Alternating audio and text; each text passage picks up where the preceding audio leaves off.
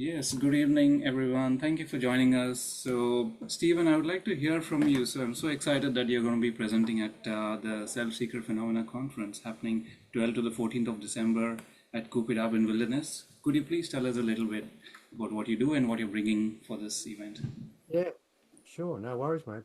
Thanks again, Nick, and thank you for putting this on. It's a brave gesture and welcome. Just, yeah, what we're going to do is we have a collection. We collected these sacred rocks over the last 15 years. When I say collected, never have I gone on country and picked one up. I've seen plenty. I never pick them up. I'm not allowed to. If I picked them up, I'm Aboriginal, I'd die. Because that's not what you do. These have been bought on the open market or picked up by people, and when they realise what they're doing, they've given us these rocks. We have over 300, and 220 are buried on Ramanjeri land when agreement was made with the elders there and all over the place. These rocks were going to be placed in sacred arrangement and we've had two sites and they've been taken off us by the government twice, and once with a millionaire.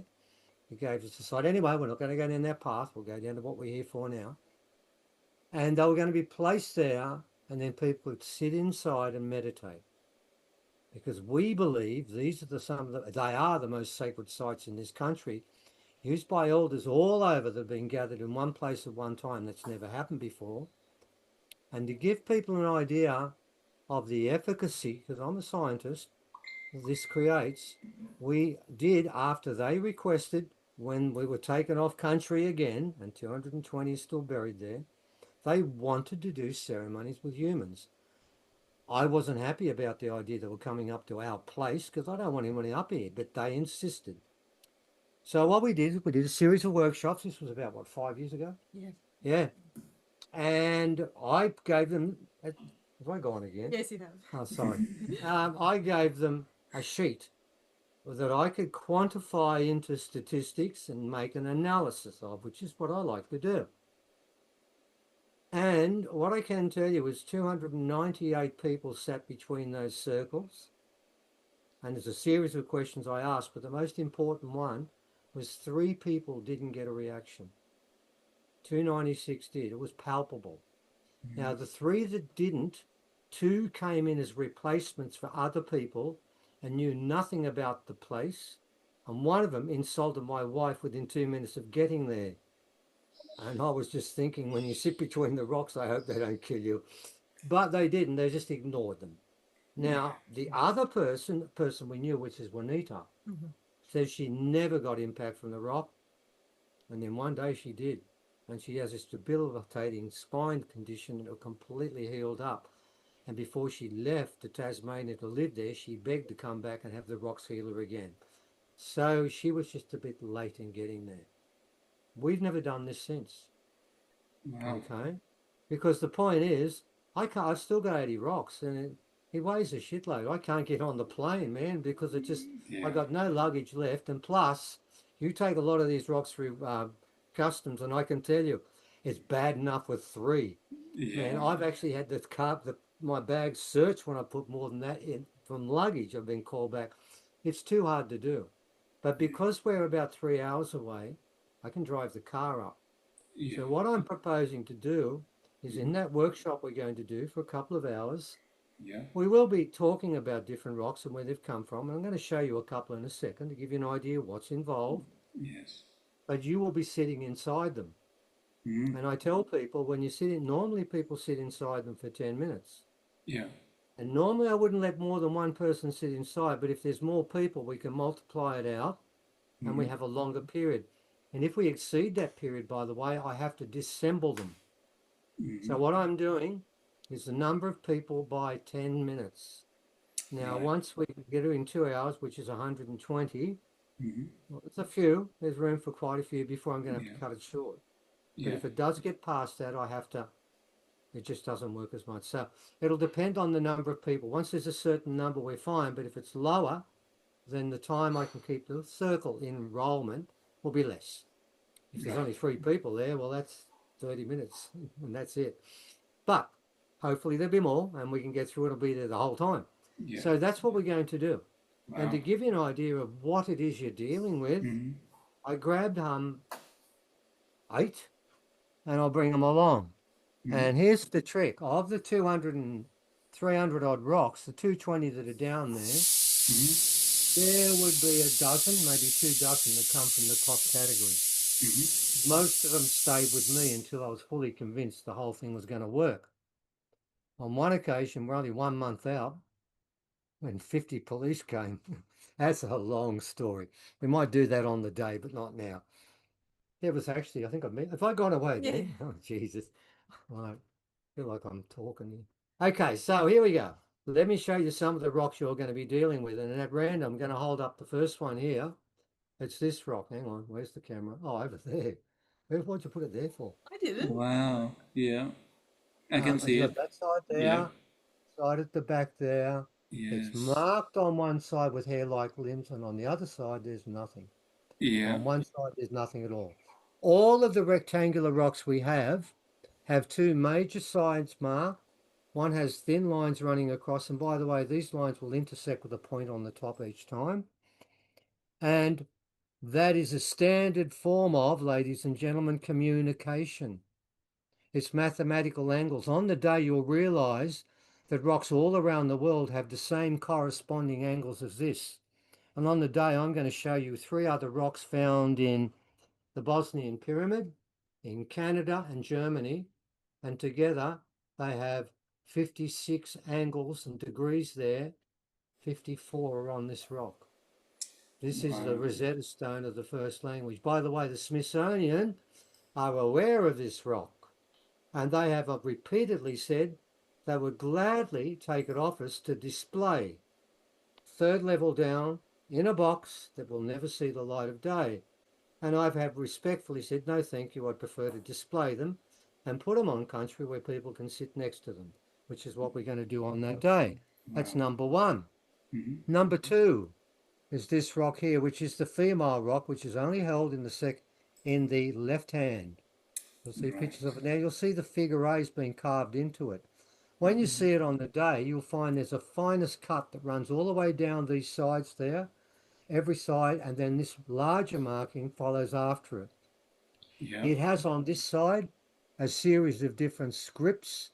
There's dot language, there's a computer-like language, then there's angle language. In all, there are 7 different types of languages found on these rocks. Wow. By the way, I can't read them. My people have said, can you tell us what they mean? I said, yeah, 33 degrees. Oh, by the way, on this rock here, the angle 33 degrees is found Oh. 7 times, and guess where it was found? The Yeah. carry-on, which sits on 33 degrees. Oh, That carry is on. one of 1,000 coincidences with this rock. Wow. You may not be aware of this, but this formation here is the same formation of the original street map for Washington. Wow. Can you see why the Smithsonian said it's unique in the world and how they want it so that Mm-hmm. no one will ever see it again?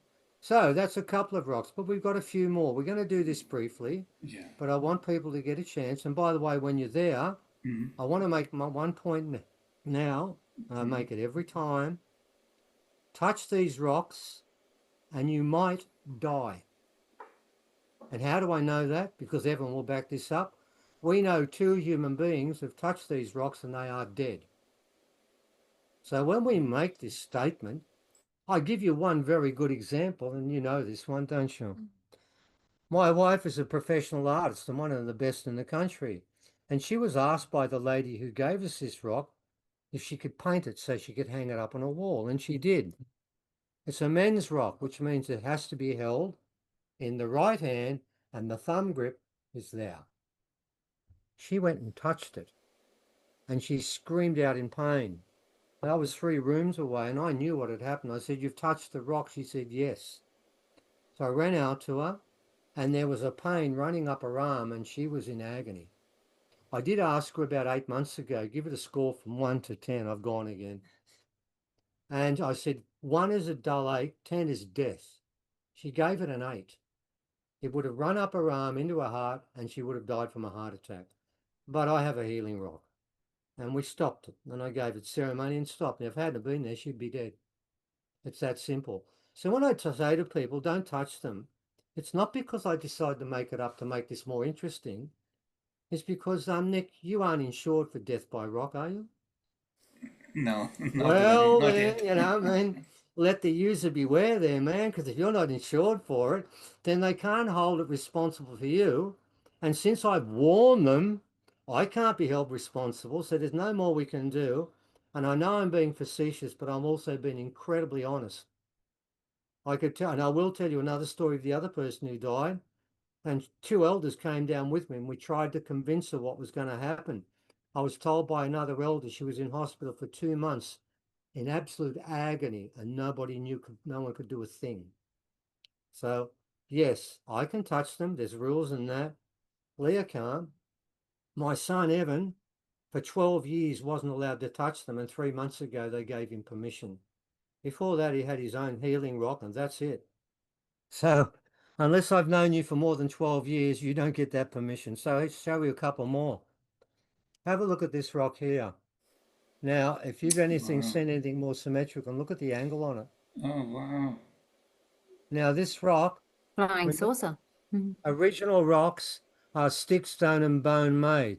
There's not one percussion point on this, and believe me, this comes from a very sacred original place. And most of the rocks I've given back, the two I kept, were because they are made with technology that's beyond stick and stone and bone. Now, there's no one on this planet that would tell me you can make this rock, and all the rocks we have belong to that technology. I have given back many, many rocks because I said, no, this is stick, stone, and bone. I was never given permission to collect them. So you are dealing with rocks that have to be at least 12,000 years old, every one of them. And this rock here, I know what it is, and I know because I've got an elder that's told me, and Mezreth that have told me exactly, and I've come back again because Leah's had to move the camera because I won't keep still. I do apologise for that, but Leah keeps staying in one spot and I don't know where to move. Okay, so this rock here is very powerful and is still capable of doing that ceremony. And we know it's still functional. That will be there. Okay, let's grab a couple more. Oh, this rock here. This rock here has been marked every time it's been given a ceremony, and every line is perfectly straight and has been cut. Where do you, in a campfire, do you get knives that can cut rocks like this? It's been cut time after time, and all of these rocks, or many of them you're going to see, have been coated with a combination of melted chert, which you need 3000 degrees Celsius to melt, and grass tree resin, and it sticks on top of them. And I can show you that when I show you rock number one. You will see the coat is like a mottled brown, but underneath it's a cream color. That's the cut underneath. That is the rock that's beneath it. This is not a patina. I've got one rock, I've got it with me there, where the coat is that thick and you can see inside it, and you know it's not a patina.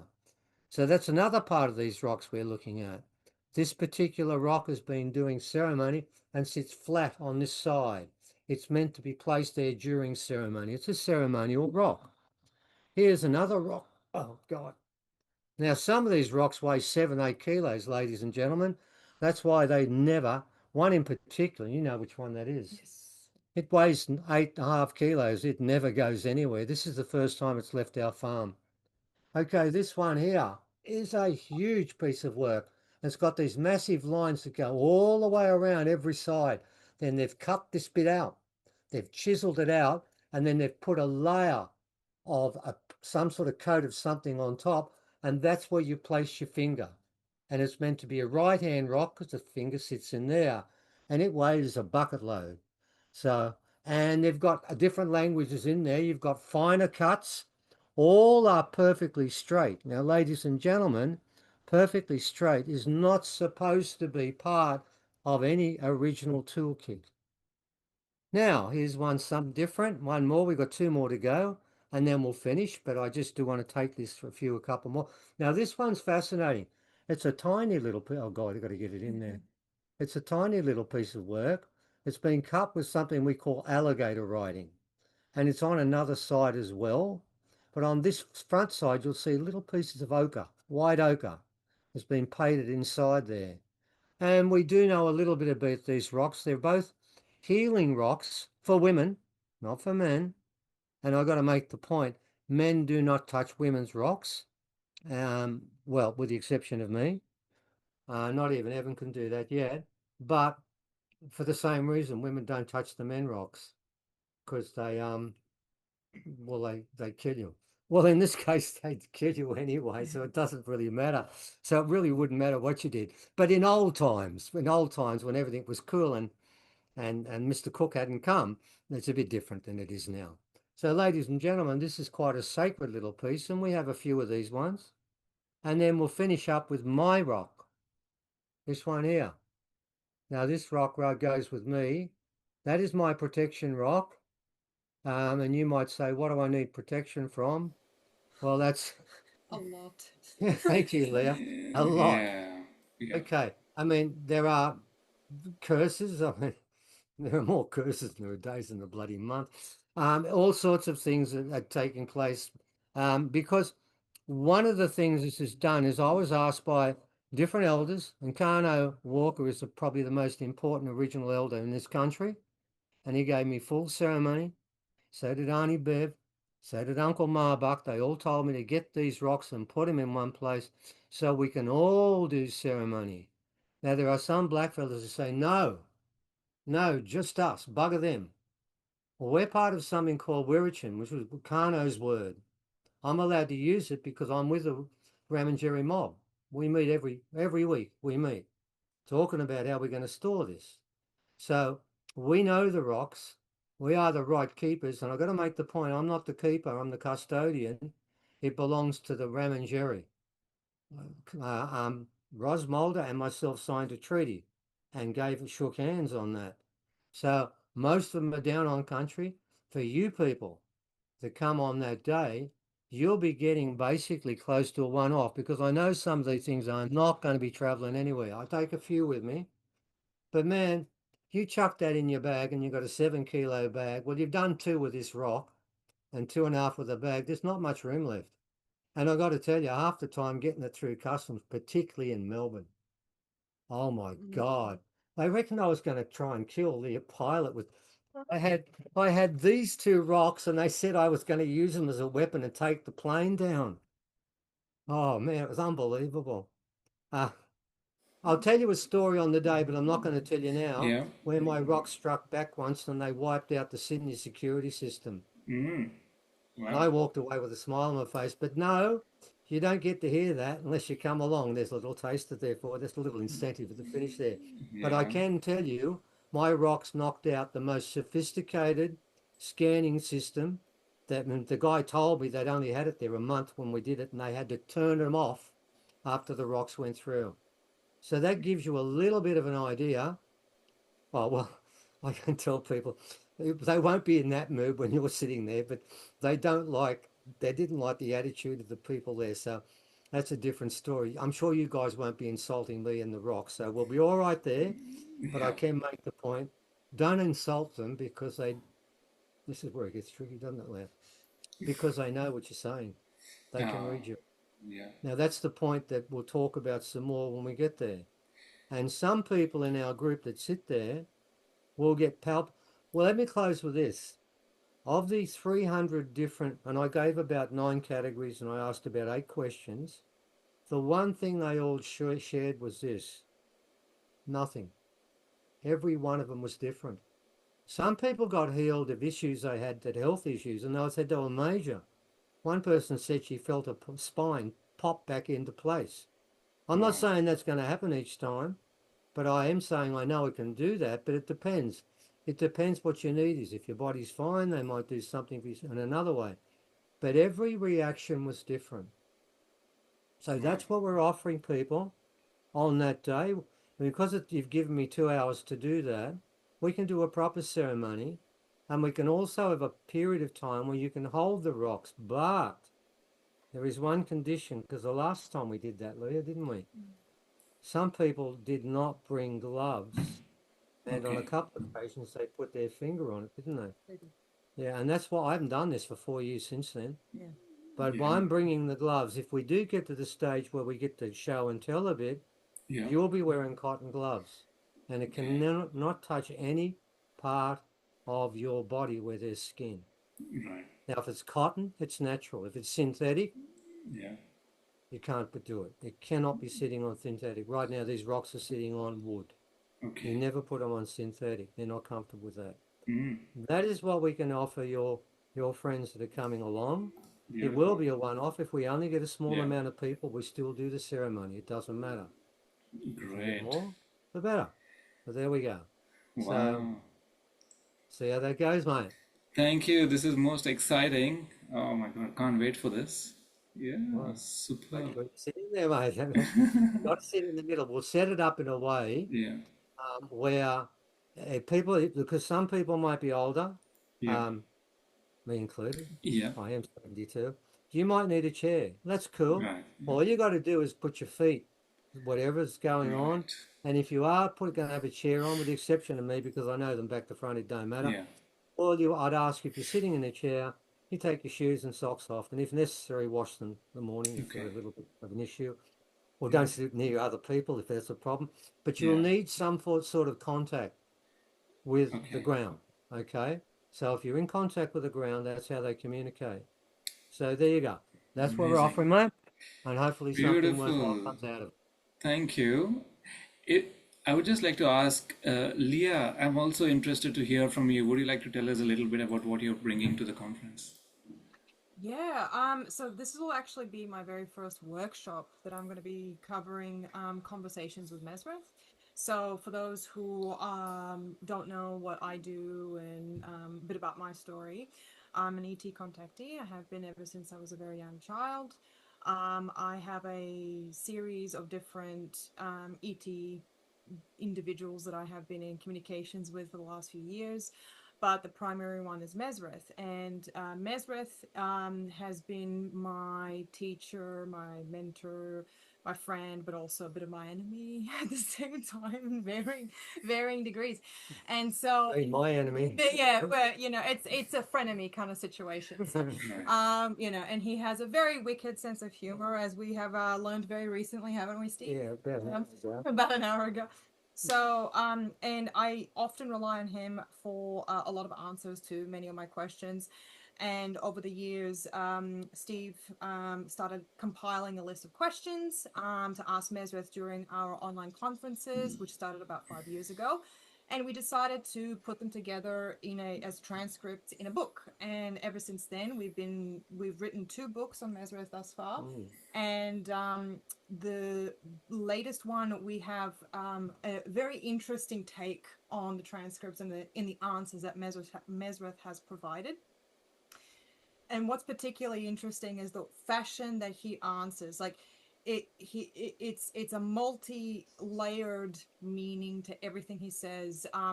It's not vague. It's not like giving very generalized vague answers. It's actually very poignant, and there's no wasted breaths with him.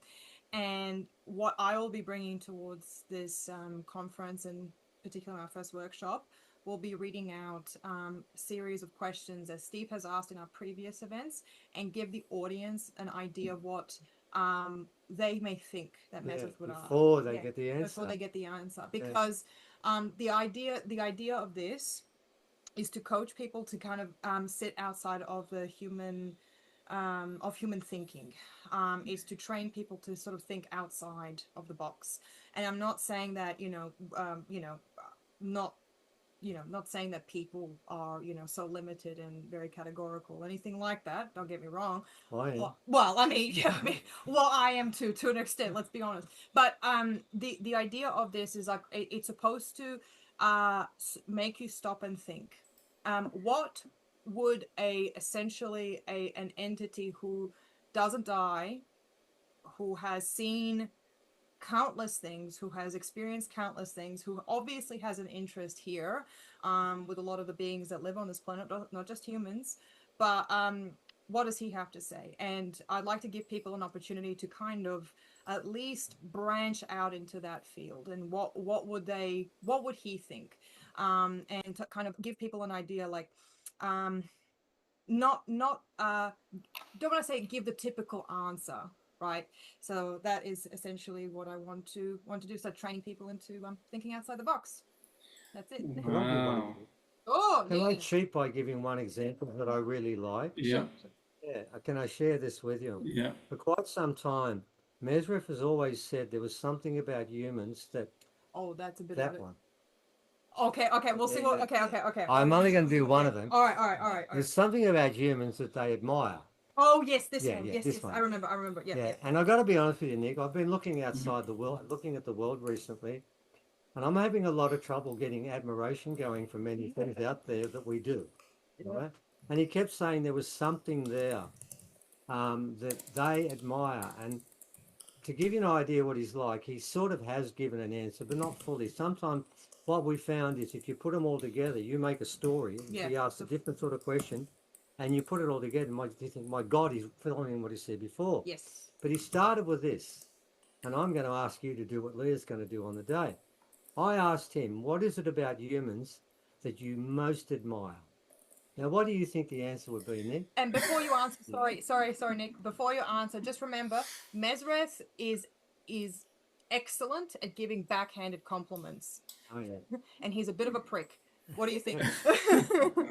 I was Don't gonna give say, me- Bill.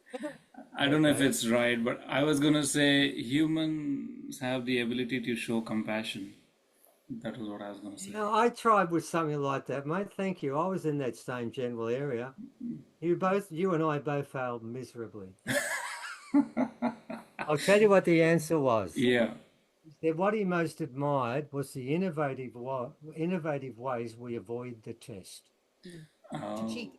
We cheat the Oh, right. the test of life was to find out why we're here, what we're about, not the cars we get, not all the things we do, but what we're really here each day, what our soul is here that benefits from it.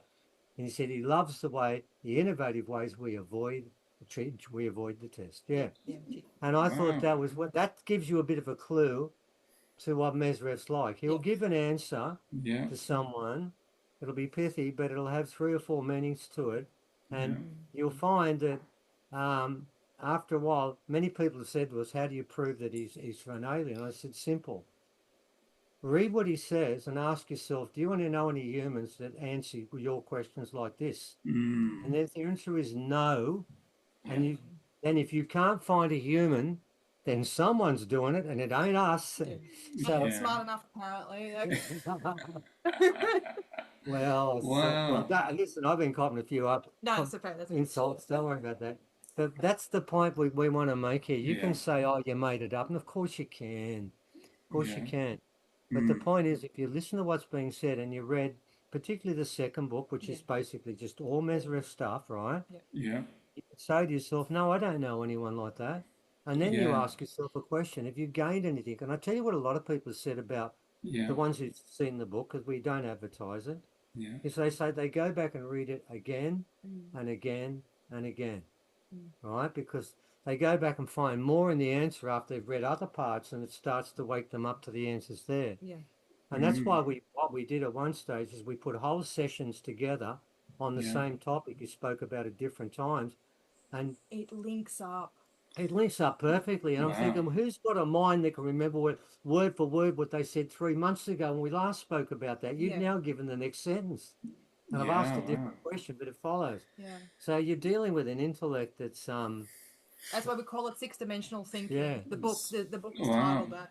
Yeah. because it's his thinking, not mine and It's not not. Liz. We can't. We don't have that. No, we're a system, the education system of Australia, mate. And I Yeah. can tell you now, they don't make thinkers. I was Yeah. a principal and an executive at school, and I can swear to you now, when you send your kids to school, when they start with a smile and they walk out with a frown, mate. And they are not taught to ask questions. You're taught to memorize answers. Yeah. So people don't exist like this anymore, and that's something we fix. So I was just going to ask, would you both be bringing your books for sale? Can people get like autographed copies? Yeah. Of course, yeah. I know, Stephen, your book is Between a Rock and a Hard Place. And Leah, you've written a couple of books? Or A lot. more? Oh, yeah, we've yeah, I've got one about collection. Frederick Slater we've done, and I've got a major one that's just about finished that is about 105,000 page words. Oh, It's quite wow. big, Okay. it's massive, and it's about the skulls, it's about the rocks, it's about a Chinese seal that we're involved in the moment that was found 80 kilometres from 90 kilometres from Darwin inland Yeah. and is dated at 1,900 years. We've got stuff like that coming up, and we're going to put it all together. So yeah, we've got a bit. We'll bring some of them along, Yeah. but Yeah. mainly I'm bringing the rocks along. That's what I'm most Yeah. interested in doing, giving ceremony. Sweet. I have 3.5 minutes left on this call. I was also going to say, I think you also mentioned you might be bringing the skulls and maybe the Yeah, I'll be rings. bringing the alien skull. No, well, hang on. The Australian government made it clear if I take those skulls, I've got them. They were given to me when I was on site. If I take them and also given to me by a professor, Yeah. if I take them off country, I will be arrested and I'll go to jail for Off 3 years. property, sorry, not Off the property. Yeah, yeah, Yeah, so if you could bring Oh, up, of the property. Got it. but what I can do, yeah. Yeah. pay for professionals. One guy that worked for Sydney Union did Yeah. skulls for a living. Yeah. We'll bring the skulls that have been made up, and you'll see exactly the same thing. But Ah, I cannot bring the bones that, themselves, because if I okay. did, you would Yeah. have the police coming to the meeting, and they won't be there to listen. Okay, so All right. that's We'll keep you safe now. Okay. yep. Yeah. That's brilliant. So exciting. Oh my God. So much information to, yeah, absorb, but can't Well, wait for spread this. it It's around, mate. See if that helps it. yes, I Okay. will do that.